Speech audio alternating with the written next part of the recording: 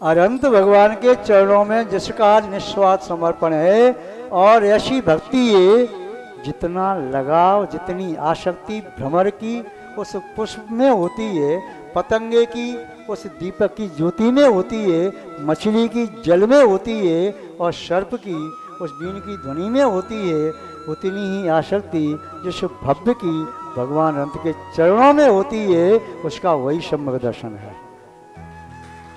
और सम्यक दर्शन होने से भक्ति प्रकट होती है, और भक्ति के प्रकट होने से सम्यक दर्शन सुदृढ़ होता है।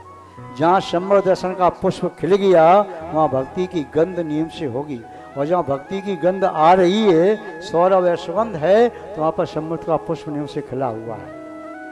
अरहंतेश भक्ति सम्मतम दर्शनेन सुविशुद्धम, वह सम्यक, वह सम्यक दर्शन भक्ति के माध्यम से निरंतर जिसका विशुद्ध हो रहा है, इसका सम्यक दर्शन जिनेंद्र भगवान की भक्ति के माध्यम से, पंच परमेष्ठी की भक्ति के माध्यम से निरंतर विशुद्ध होता चला जा रहा है।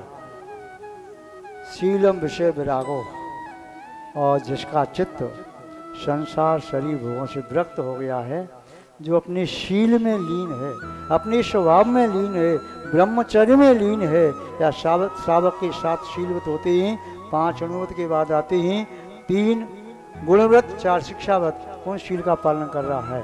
शीलम, वह शील क्या है?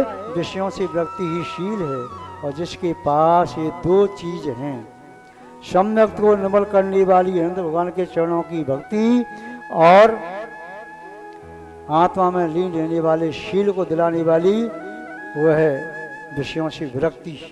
ये 2 चीज इसके पास हैं। लानम पुण्य के ऋषम भद्रम, अब ज्ञान क्या है? यही तो ज्ञान है। आचार्य कुंदकुंद स्वामी कह रहे हैं, यही ज्ञान है। यदि किसी ने सैकड़ों शास्त्रों को कंठस्थ कर ली हो, कंठ में रख ली, मस्तिष्क में रख लिया, वो ज्ञानी नहीं है।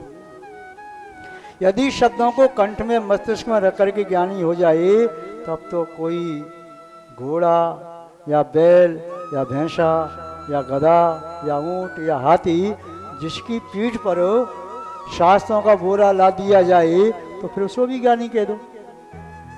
लाद पुस्तकें गधा पीठ पर, क्या ज्ञानी कहलाएगा? वह गधे की पीठ पर पुस्तकें लाद दो, शास्त्र लाद दो, तो ज्ञानी बन जाएगा क्या?